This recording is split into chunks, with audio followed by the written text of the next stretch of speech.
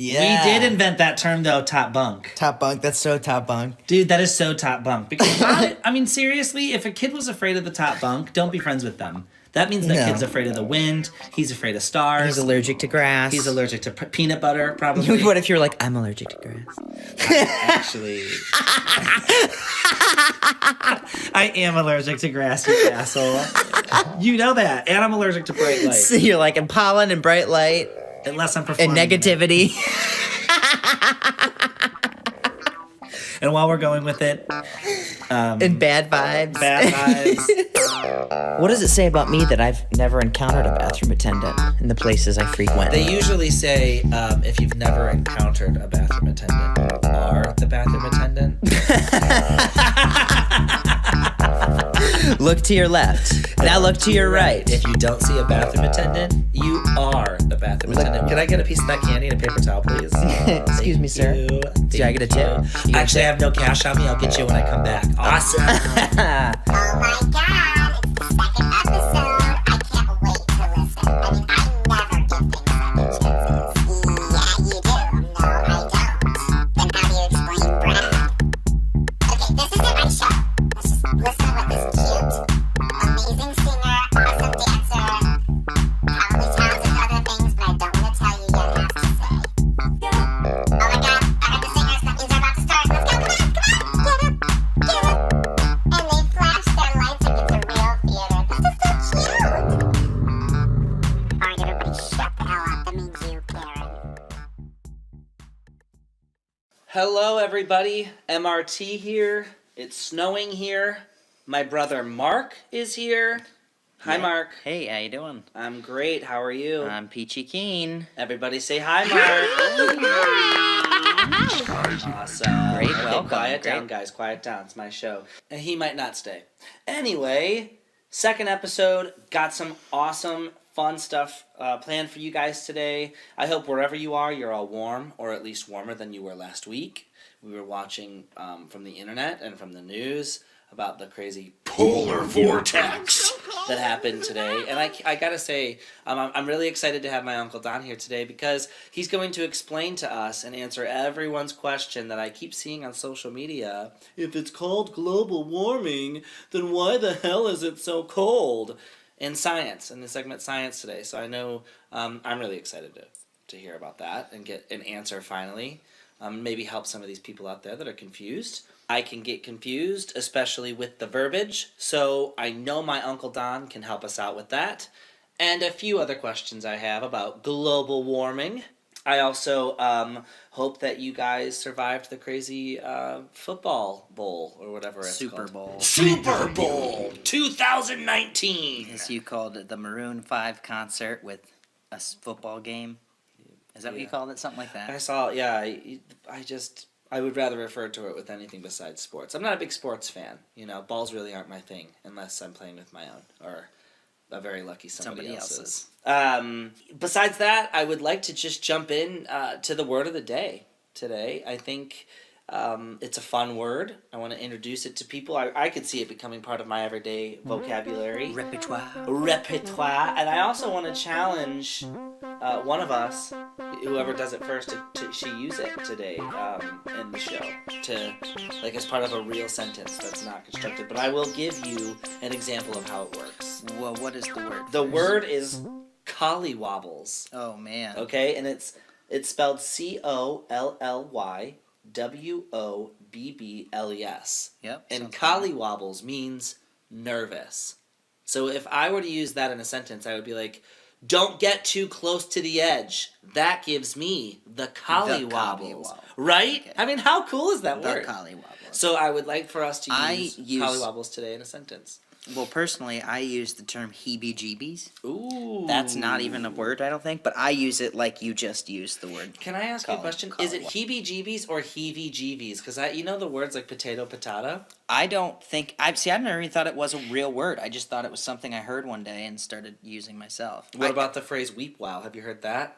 Oh, that little stack of whatever over there is getting a little weep wow. No, I've never heard of that. Or looks a little weep wow. I know, neither did I, but I've heard it. I mean, I have now. That's why I'm asking. That's all slang, I feel like. I love the slang too. Oh, for crying in the bucket. Our grandma used to say that. Mm-hmm. I love those little slang words. heebie, jeebie, all that stuff. I think that's cool. So the word of the day, again, collywobbles. And I would like, or no, it's not even the word of the day. It's the word of the week. So make it that the word of your week. I don't want to limit you to just one day. Use that maybe even throughout your week. Make it part of your everyday vocabulary. I like that word. Collywobbles. Speaking of week, it is a new week, which means some new good news. Let's jet on over to Josh Red Noble and Matt McClure to see what good news they have to tell us. Hey Josh and Matt, what awesomeness do you have for our ears and souls today? Hey, I'm Matt. And I'm Josh. And this is Not Your News. So I've got a couple of things today to talk about. So there was a military veteran named Joseph Walker in Texas, and he unfortunately passed away, and his funeral was within this past week. And so this military cemetery, this Central Texas State Veteran Cemetery, posted a picture of his casket. And some soldiers draping a flag over the casket. And they said, look, this guy has no friends. He has no family who are going to show up. There's going to be nobody at his funeral. So if you want to come on out. Well, boy, did people come on out. There was a line apparently miles long of vehicles to get into the cemetery for his funeral, for the burial service and all of that. And 5,000 to 6,000 cars full of people to honor this guy. I thought that was absolutely great. And, they had some big names. I think Jake Tapper from CNN was one of the people who retweeted the photo and all of that and really got people interested and to come on out. That's awesome. And actually, Matt, your father is a vet as well. He is. My dad served in Vietnam. And he's now in his 70s. He's one of the strongest men that I know. And I have such respect for military veterans as a result of having a dad who is a military veteran as well. Speaking of people who are a bit patriotic, I guess, there is a guy named Roberto Mendoza. He was a White House chef who served under Presidents Bill Clinton, George Bush, Barack Obama, and now he's no longer serving in the White House. But he learned from his mother. Apparently, he grew up in El Salvador, didn't really have a great childhood. As a matter of fact, I heard that he was actually kidnapped at one point when he was a kid, had a rough childhood, but grew up to become a White House chef and learned from his mother, apparently, buy a lottery ticket every day. And so apparently that's something that he still does. Well, he recently won $250,000 in the lottery.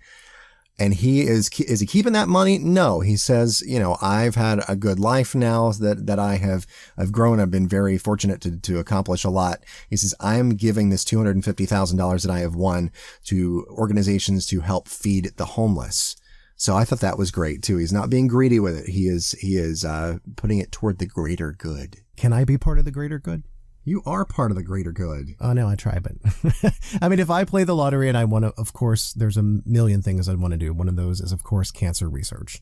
And I just love the fact that he is actually reaching out and utilizing this amazing gift to better the world. Yeah. I mean, he's like, I've been through it in my life. And so I want to help people who are going through it right now. I think that's great. That's an amazing thing to do.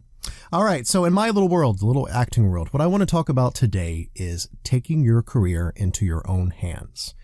Now, a lot of people have the misconception in this career that when you land an agent, when you land a manager, that boom, you is set. You're going to be working all the damn time. But let me tell you something, child. That ain't right. That ain't true. Of course, there's circumstances where that does happen. However, you can't stop working. And what I mean by that, as an actor, first off, you can't stop training. You've got to keep taking classes, whether that's with distinguished teachers or a lot of these situations now where you can actually do FaceTime with casting directors. Now, there's quite a bit of controversy, especially in LA, about taking these, what are called sometimes pay for play. Now, I understand those controversies. Sometimes you don't want to feel like you're paying in order to get seen. However, if the casting directors are offering up their knowledge and basically teaching you, giving a class where they actually are inspiring you, making you a better performer, teaching you the ins and outs of the audition room, that is something that is invaluable. That is something that is different than the pay for plays, which a lot of people are against in LA. In fact, I think they ruled against them fairly recently. Yeah, right? criminally. Yeah. Well, I mean, it can be a learning experience. You know, I mean, you're going in and you're getting some knowledge from a different perspective than you've gotten before. Because I mean, I think each and every casting director has a different idea of what they want and what they're looking for. Exactly. And I will say that I've been very blessed to have amazing classes with some amazing directors, as well as meeting my agents through some of these situations where you get to go in and you feature your work. And that's how I ended up working with my current agencies, is through one of those things. And what I want to stress is that once you're signed with an agent or a manager, or you're working with someone, you have to keep working. You have got to keep networking. You've got to keep taking classes. And a lot of that is taking your career into your own hands by keeping an eye out for things, roles that are great for you. A lot of my past credits in the past 5 years, as I made a transition from mostly theater into television film, were things that I self-submitted for. Now, I still had representation, which is amazing, but I have a great rapport with the people that represent me. And if I see something, I say, hey, look, this is something I think I would be great for. Or if I self-submit for something, I make sure that they know I'm doing that as well. As long as you're all working together for the greater good, which is for the talent to make money, which then makes your representation make money, it's an amazing thing. So you have to keep your eye out. One of those websites is actorsaccess.com. If you are not on this yet, then you need to get on it immediately. Basically, it is the actor's access to the breakdown services which every casting director uses in order to put out their breakdowns for upcoming projects, whether it's television, film, commercial, etc. Now, you're not going to see big time auditions on there all the time, because those things typically are just for the agents to see personally.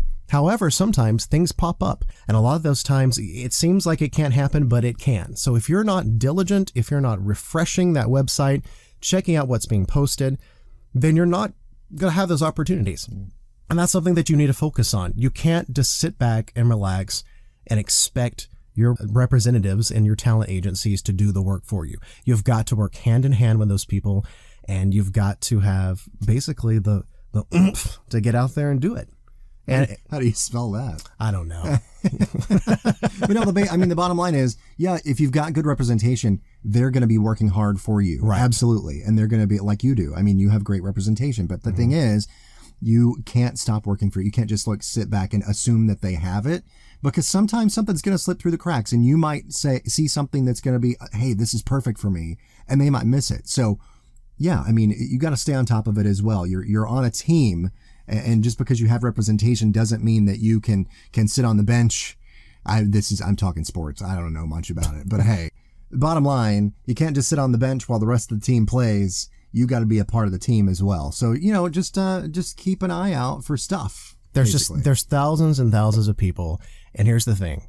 Everyone is talented. Well, not everyone, but so many of the people out here doing what we do are talented now. The playing field is overly saturated with 1,000 people that could do the job. You have to stand out. You have to be what they're looking for. You could be perfect for something and end up not getting it, and that's okay. It's not that they didn't pick you, you just weren't chosen. Yeah, exactly. I think that's how that saying goes. I mean, hey, it sounds good to me. All right, cool. Well, that's it for me. I'm Josh. And I'm Matt. And this was Not Your News. Hey, you feeling social? You can follow me at Josh Retnoble, that's JoshRhettetnoble, on both Instagram and Twitter. You can follow me on social media at Matt J. McClure, that's MattJMCCLure on Twitter, or Matt McClure NYC on Instagram. Thank you, Josh and Matt. As always, I love hearing good news, and I know our listeners do too. I'm excited, and I know you are, Mark, but let's get on over to our dad in Medina, Ohio, to hear us some dad jokes.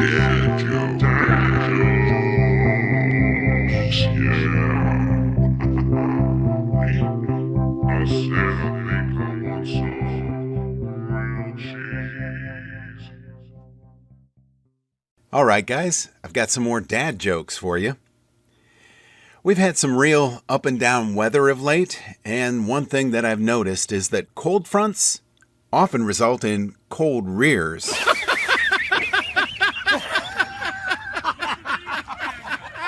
I was carrying some stuff and I bumped into the dresser, and as a result, my wife's perfume bottle broke. So I put a sign on it that said, "Sorry, out of odor."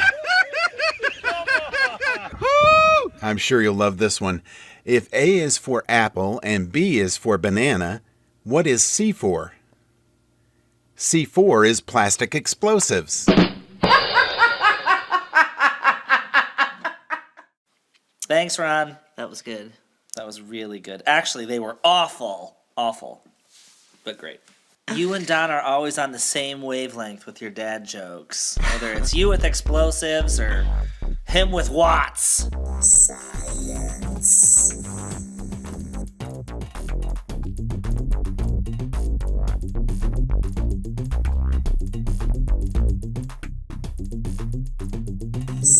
Lift off and the clock has started. All right, let's get him on the line. All right, Uncle Dan. I was like, oh my God. Joe's Bar and Grill. Joe speaking. Hey, Joe, can I speak to my Uncle Don? 1 second.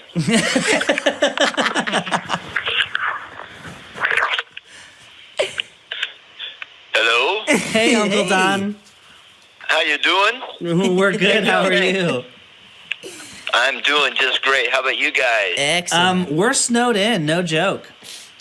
Really? Oh my gosh, Don, I'll take some pictures and send them to you. It is crazy slippery and crazy snow here. You know what? We got snow in Seattle, which we rarely get. I've been working from home for the last 2 days. Today's my first day in the office since of this week. Wow. I mean, welcome to the Pacific Northwest. Right. Yeah. And, hey, this is strange for us in Seattle. We basically shut down the city for a couple of days. Wow.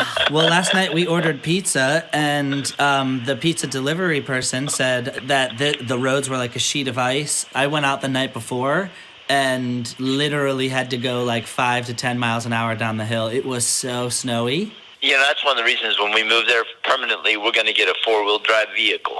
Yeah, seriously. Just because everybody out there in social media world is posting, if it's called global warming, then why is it so cold outside? And I thought, who better to ask than my Uncle Don about, why is that happening? Why is it not warm during global warming? And it's more cold. I mean, people are experiencing the polar vortex.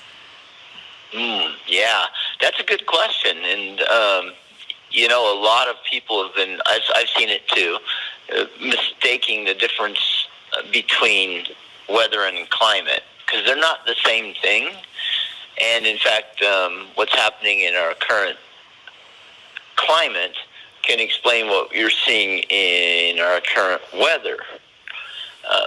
The polar vortex is actually a good example of it. So that cold air that came down from the Arctic.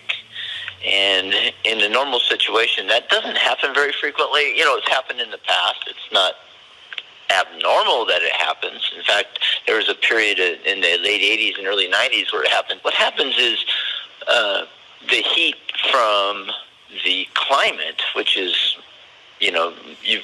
everyone has heard that the climate in general is warming up very slowly, but it is warming up. And one of the results of that is that you have more energy in the oceans because they have gained more heat. Yeah. And what happens is sometimes you get a little bit of warmth coming up from the south that pushes into these polar vortexes that pretty much exist most of the time up there. And what you can do is you can fragment the polar vortex, and so that it's not this big, massive cold air front in the North Pole, or it could happen in the South Pole as well.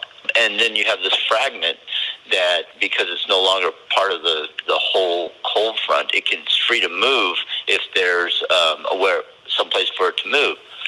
And because things tend to move from higher concentration to lower concentration, you have this cold air mass moving now in the direction of the warm air that came up that basically dislodged it. So now it's free to move south.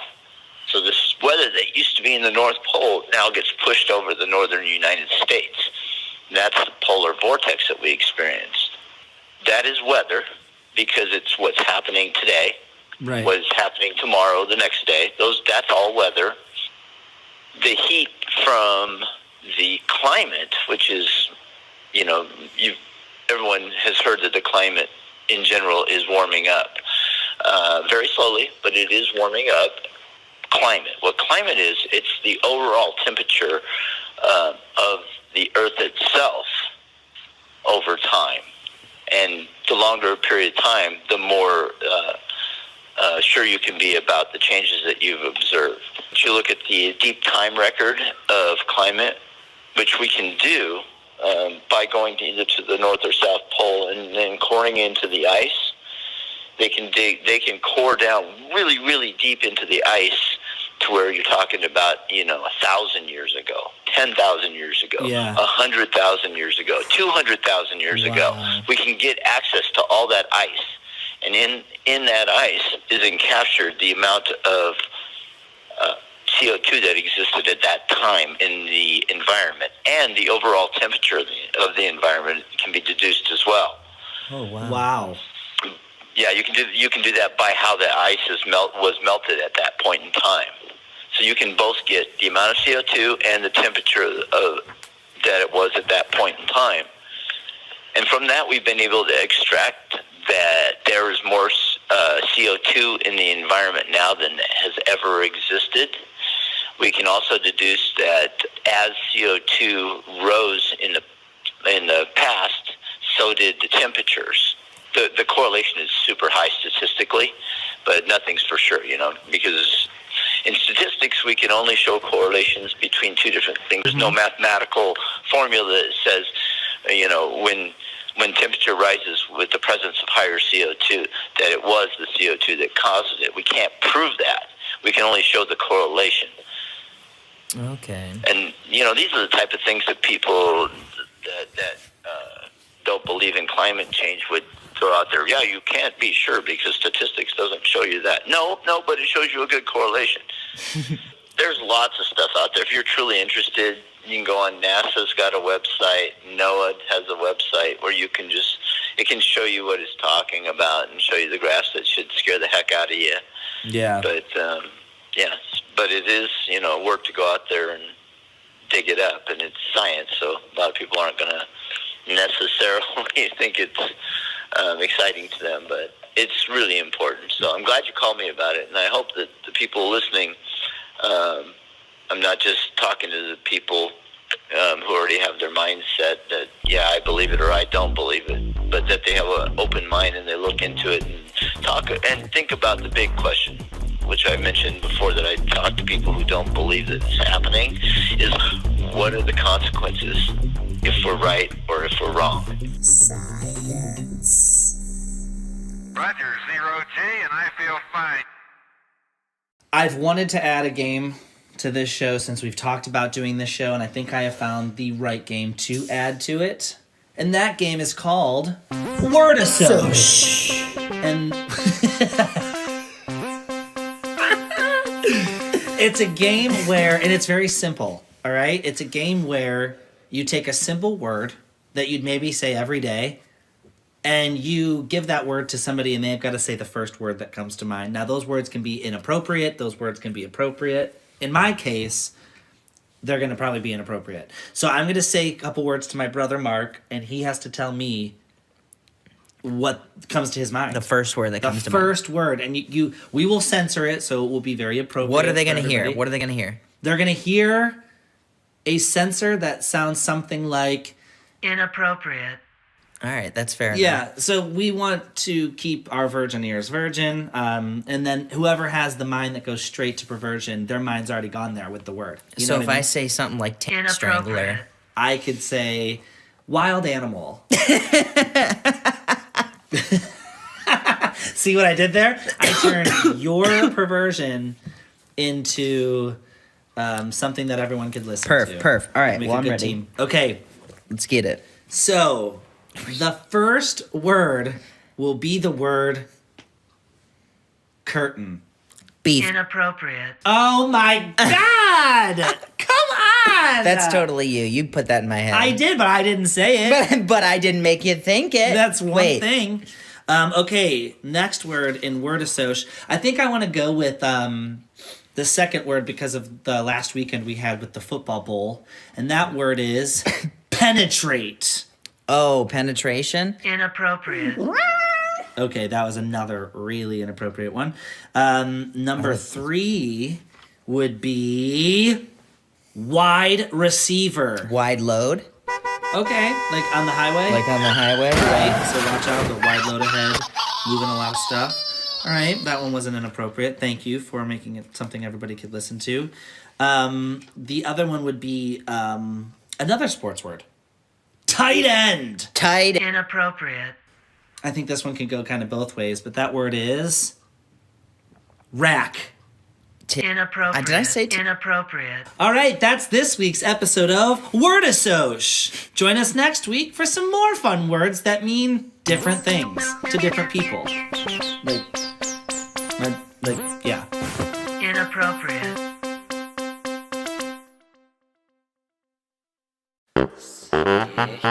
Head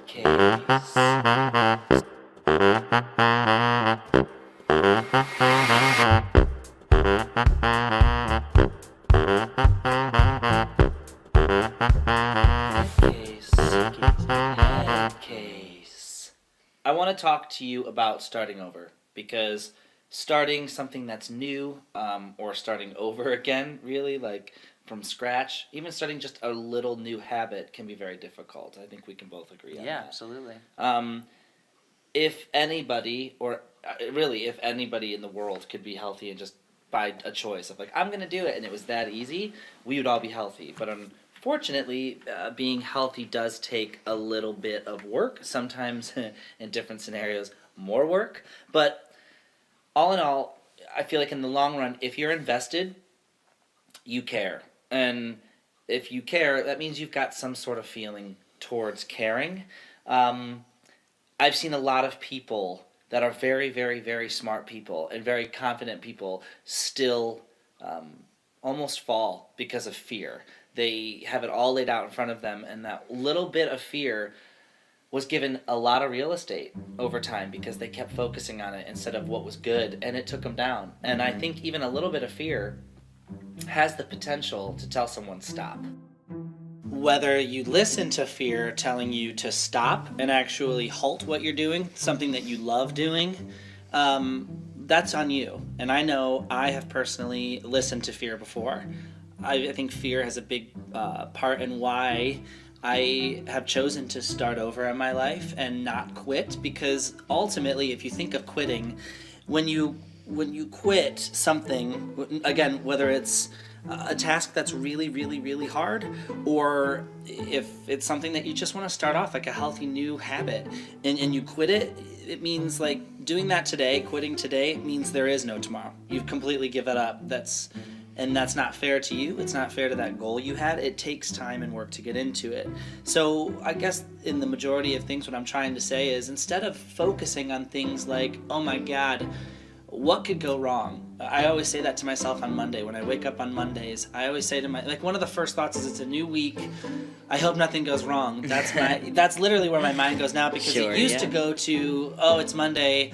What the hell is going to go wrong this week? And now it's like, I'm working toward being able to say, when I wake up on any day, it's going to be a good day. And if it's not, it's going to be an okay day. Sometimes it does take refocusing on the ultimate to get to where you want to be. And it's not always fun. I mean, honest to God, if every path that led to happiness or success or mindfulness was easy and it was fun, we would all be there, you know, and we wouldn't have stories of greatness to be like, well, if they can do it, we can do it.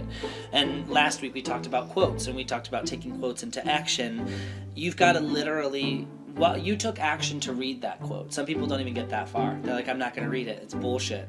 You took action to read the quote. Why not go a step further and take action after the quote? And that's what we're talking about today. And Josh and Matt really touched really well on that, on the whole subject of, just because you're on a winning team and you've got, you know, a great coach, like you've got representation out the ass, and it could be the best representation, doesn't mean you can go on autopilot. Right. And because Josh talked about it from a theater standpoint, or from an actor's or an artist standpoint, that could literally go with any career. Sure. It could even take career out of it. It could go with any goal you have, any feeling you have.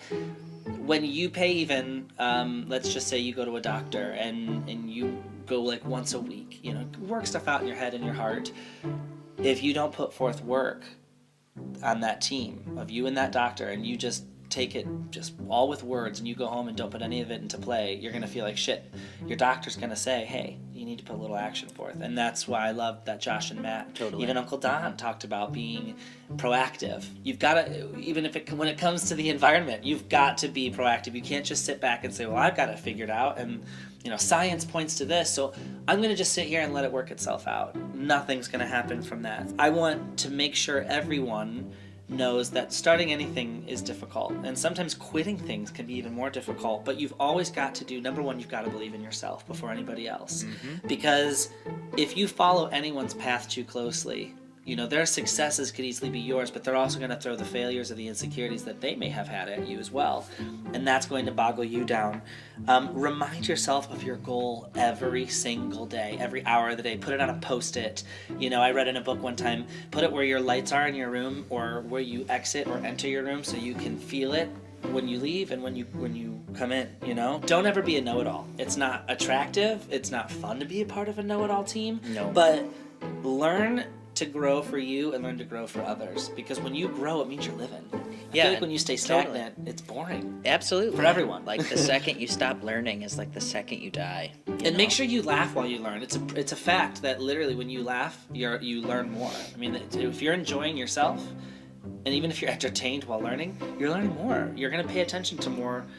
You're going to pay attention more to something that you enjoy rather than something that bores you. When you're trying to achieve something and you're almost there, things start stepping in the way. You know, you're like, why the hell is this happening? I worked so hard to get away from this, and it's either the resurfacing or it could be as simple as something not downloading right, or breaking altogether, or erasing something on it's accident. like that one step forward, two steps back kind of thing. Exactly, but the thing is that when those things happen, instead of looking at it as like, oh, I gotta quit, look at it as like, it's one thing I have to jump over, so in the future, I don't have to jump over this again. Yes. Or I can prepare to jump over it again. It's a hurdle that I've either done in the past, or now I can expect how to do it in the future. I agree. Because we're all guilty. I mean, it's really good. I know that my brother and I've started to implement this into my life and other people we know. The walk away method. Don't give up.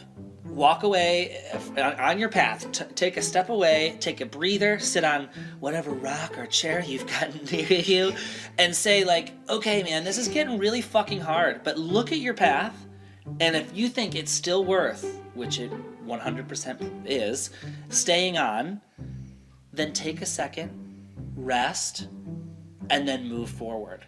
Stay in the game. Keep those dreams, prevalent in your mind.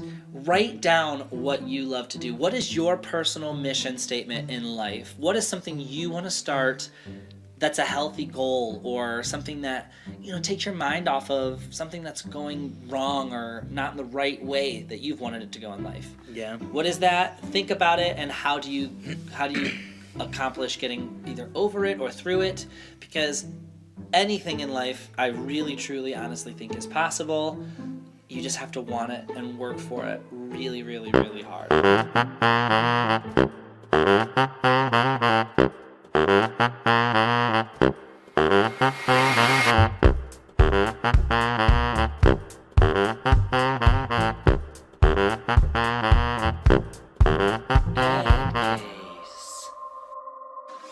All right, everybody, it's time to clear our thoughts. Let us gather together. Let us gather our thoughts. Let's gather our breaths. Our big and quiet breaths. Let's make sure our breaths are quiet. Can't emphasize how much I need that breathing to be quiet. Sounds like we got a mouth breather. A heavy mouth breather at that. Let's quiet that banshee breath. Thank you. Now let it go. Let that fucking shit go. You don't need it.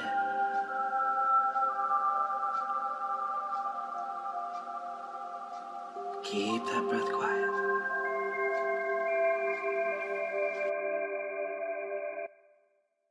This week, I wanted to do some more facts, this time about Seattle, though. We went from the Dalles, Oregon, and we drove about 4 hours up north to Seattle. And I'm going to tell you some really awesome facts, Mark. So the first fact is, did you know that Seattle literally had to be built anew, like start from scratch after it was started? Why would it? What happened to the Well, first let me Seattle? tell you. A woodworker, I'm not going to name him because I'm sure he still has family that lives Well, in the I area. bet his name wasn't Seattle if he burned the city down. In 1889, he was actually working with some hot glue, and he ended up burning down 116 acres of the city. Oh, wow. Completely burning it down. But Of the city, not the country. Oh, the city. So the city was like built out of wood then, up in yeah. 1889. Yeah. 100% wood. So instead of leaving, though, those Torched. residents were like, oh, we're not going to give up. We're resilient as fuck. They actually raised the streets up, so in some places like 22 feet, and they rebuilt their city using steel and brick instead of wood. They Very learned a cool. lesson. But, yeah, hot glue. Completely Hot glue in 1889 changed the face of Seattle. very Be careful with dangerous. hot glue. It can be very handy, but it can be very harmful. Second fact, I really like this one, actually. I think this is a really cool one. Seattle was the first major city to have a female mayor. Oh, that's cool. Yep, female mayor. Her name was Bertha Knight. Oh, Landis. Bertha. I know, right? She held office from 1926 to 1928. That's a short term. It Why was so a short term, but I think because she was a hard hitter, she wasn't joking around. She No came BS? Yeah, she came to pass out lollipops and kick ass, and she ran out of lollipops, so she just started kicking ass. And she actually was in charge of firing the chief of police at the time. Oh, Since wow. then, because he was being so corrupt. But since then, there hasn't been a female mayor. Isn't that crazy? Seattle. It's one of the fastest growing cities in the nation. In 1870, Seattle boasted only about 1,150 people. Now, it boasts in the city just under 700,000 people. All right, that's just in the city alone. What was the city. first year? It was 1870. 1870. So Now like it's 100 and 2019. what, like 150 year study? Yeah, I mean, I don't do math, so whatever the years are, it's short time, you know what I mean? Long time, short time. The crazy thing is that Seattle's metropolitan area actually has 3.5 million people. That actually makes it the 15th largest metro area in the entire country. Wow. I 15. love that. And it is so beautiful. Can you guess 14 of the top of that come before it? No. That would be fun. We should do that. We should. Ooh, facts next week. I want to know what are the other 15 cities or 14 largest 1 through metropolitan 15. If we areas. know 15, I bet you I can guess. Give us a 30-second time limit, and I bet you we could guess. Seattle was the only, or is the only city in the United States named after a living person. So at the time, his name was Chief Seattle. He was a Native American, and he was actually alive when the city decided to be like, hey, you know what? We're going to name this awesome place after this awesome man. That's and I very thought that was cool. really cool. Like, what an honor to be like alive and have a city named after you. Definitely. That is an honor. I would love to have a library named after me. Yeah, but you never You know what know I mean? it. Oh, you would never know. But like if I had a library while I was alive named after That's what I me, think is cool. I'd love to see a shift in how we celebrate those things. I'm going to ask you a question. I need an honest answer. Do you like the smell of libraries? I love the smell of libraries. I guess- just answered my own question. Yeah, I guess I like the smell of libraries. What I love is the smell of a new book. I Or love an the, see, I old love the book. smell of an old book. I guess old or new. They're completely different. Just the smell of book. I like to feel that the first like opening, like when you open a new book and it like cracks. Like the Oh, bind is, like, yeah. and you're like, oh, it's When I'm it's like getting you it. clearly the first person to touch that page, and you're just like, oh, like the paper's like It's still mint. not, yeah, like it's almost like not even perfect yet. It's like, oh, I love it. I'm going to get a little personal though. I love the smell of bookstores, but I don't care if it's literally morning, noon, or night. And I've talked to other people about this, and this might actually be another fact. We should look this up by the end of the episode. Bookstores make me have to poop. Yeah, that's true. I'm not lying. Like That's it's so natural true. thing. So don't sit back and be like, you poop. Like it's a natural thing. I Yeah, don't it's like very, to like very necessarily true. concentrate. And they're on much nicer bathrooms than I like can't food go facilities. in public restrooms. Okay, I cannot. that's a you whole know that thing in about me. itself. We That's got a to talk fact. about that. We got to make a new segment. for No, that. yeah, you know why? Because it's weird. We got to make a segment with guys, called "Where with women, you Where walk into a public restroom and it's like if they already sit down, so you don't know if they're peeing or pooping. But like with guys, because I travel a lot, like going into airports and stuff like that, like you walk into a bathroom. And you know what? Like whoever created the men's bathroom in airports, they always the stalls are always such a far distance away from where you enter, so you know someone's taking a duke. Like as soon as you walk in, you're like, "What's up, dress shoes?" Yeah. You know what I mean? And I guess like my thing is like as we're naming facts, I'm gonna name this as a fact, my own fact. I think one of the most difficult jobs in the world is to be like a toilet attendant. I mean, they have so much shit on you, and pun intended. Like, I think what they call that, my own fact, I think they call that opinion. It's a proven opinion. It's a proven opinion that, like, just, I mean, hear me out. Like, this job, it entails so much. Like, when you could have so much on somebody, like someone walks into the bathroom, okay, you pee, that's fine. You're forced to wash you already should be washing your hands, but there are some people I've seen that do not. You should be forced, but obviously that guy's going to give you the judging eye. But when I'm saying you're forced to wash your hands, you're also forced to tip. Like, they'll give you a paper towel 6 inches away from where the paper towels are that you could have been like done yourself. You know what I mean? They'll also set out like those disgusting, like cellophane wrapped candies. Yeah, well, that, like some of them are like shaped like a strawberry. Is it they just all taste like a bathroom attendant? Old like people. I feel like that's kind of like a doorman, like one of those jobs that's kind of gone by the wayside now that most people have figured out how to open a door. I can open this. Imagine having like a really bad day. Like, and I'm not like, this is something I genuinely think about, and I feel bad for these. Like, you have a huge, like a shitty day. And what your job was is to you're a bathroom attendant. You had a shitty day. You had a shitty day. You're a bathroom attendant. You're gonna go in that night, and it's like taco night somewhere, and they're just blowing their asses out, just like, and you're hearing it, and you're just passing out towels and like nursing home candy and not getting tipped. And like, depends. I got you next time, buddy, type of deal. And you're like, I don't want to have you next time, dude. Like, I don't want you back in here. I just saw what you did in stall number 3. I don't need you back in here. And that's a fact. I feel like it's a fact/opinion of mine. Yeah, careful with that. A true fact opinion of just me, of the show My Thing Is, that we really, if you see a bathroom attendant, tip them well, treat them well. That's a tough job.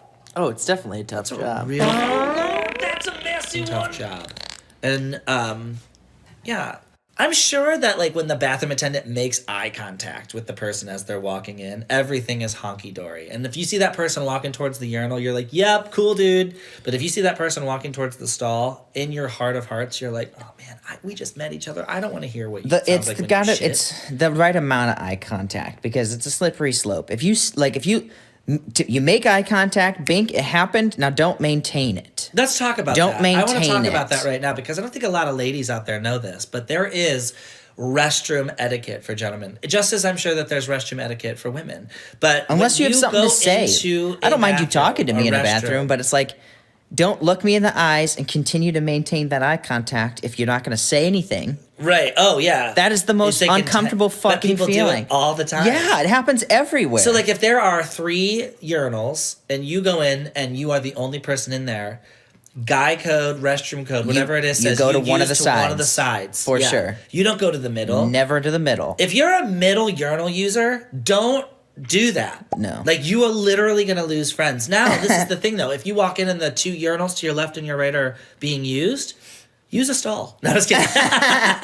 Piss in a corner. No, then it's fine. You got to go right to the middle. But don't make the middle one your choice. That's just odd. You know what I mean? When the choice is no longer a choice, okay. But when you have a choice and you decide to make everybody else's choice for them, yeah, you're like, great. Everyone's this like, guy's "What going to see what my dude, penis why looks do you, like." You know what it is though? Like, even if now let's say those 2 people that were peeing left and right of you, and you had to choose the middle. They both leave. It looks like you chose the middle. You know what that's kind of like? It's like when someone farts in an elevator and it wasn't you. The elevator opens, they get off, and somebody gets on, and they're like, "Who just shit their pants?" It's up to you then. Is it your responsibility to address it? Oh. Are you going to be like, usually hey, just, I didn't just rip ass, that was the guy before me? I'll dramatically put my shirt over my face. Like, I'll be like, that wasn't me. But you know what? Yeah, that's good. That's good, but that's also like, that guy could be overreacting. I put it on the other guy. I'm like, when a new guy walks in, I'm like, Don't breathe. Did you fart?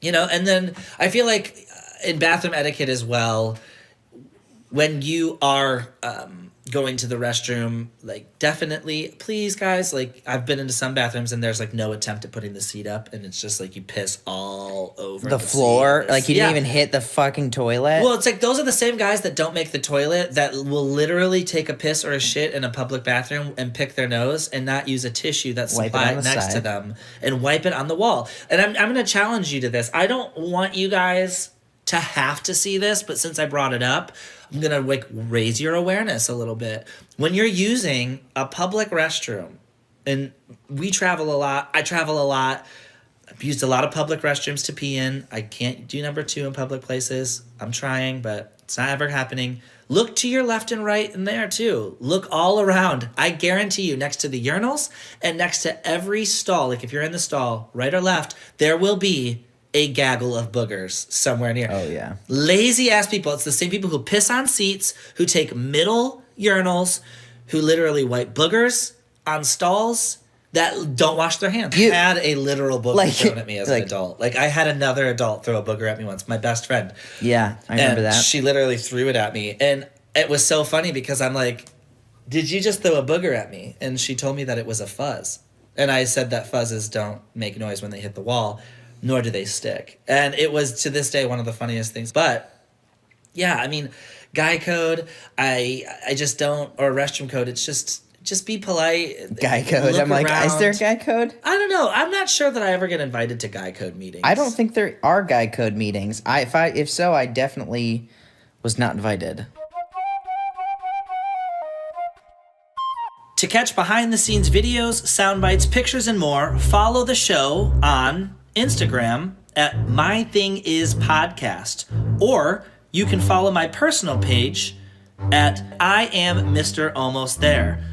To be featured, ask questions, or just plain share some cool shit with us, make sure you use the hashtag MyThingIsPodcast. Again, that is hashtag MyThingIsPodcast. For direct contact, or to talk to me personally, make sure you email me at mythingismedia@gmail.com. We look forward to talking with you.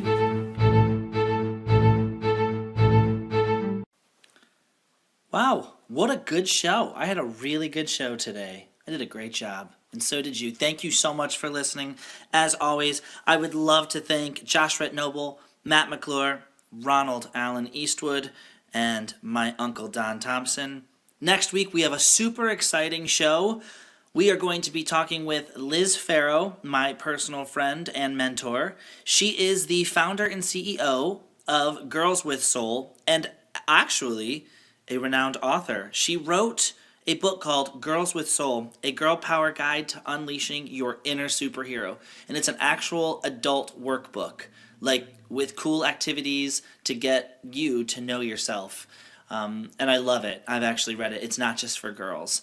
I really think it's cool. So she's going to be on the show. We're going to ditch VD. Yeah, that's right. No Valentine's Day here. And we're going to learn about a little woman named Anna Howard Shaw. Huge in the women's rights movement. And also, she was, a little fact about her, she was actually a minister, which I think is pretty cool too. We'll learn more about her next week. And then Mark takes the mic and we talk gaming. Yeah, that's right. You heard it right. Gaming. We get snowed in this weekend. I'm going to learn how to play some games on the PlayStation. So I'm really excited about that. And we will see you next week. Stay warm, everybody. Say bye, guys. Bye. Bye, everybody. Bye. Hey, Mark, did you see the weather for next week? I heard it was supposed to snow, but not much I can tell you. Like every single day, literally has snow on it. It's making me get a case of the collywobbles. Oh shoot! See what you did there. I did. I got it. The word of the week: collywobbles. Nervous.